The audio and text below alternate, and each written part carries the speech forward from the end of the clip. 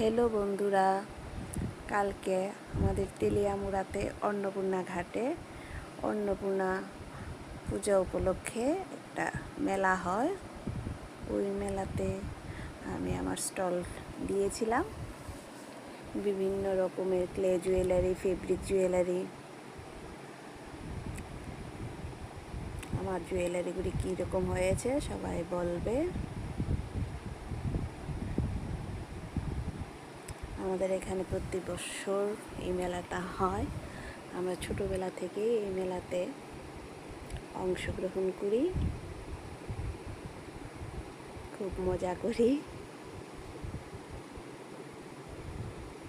এইগুলি হলো কানের, গলার সেটের সঙ্গে আংটি, এগুলো কাপড়ের।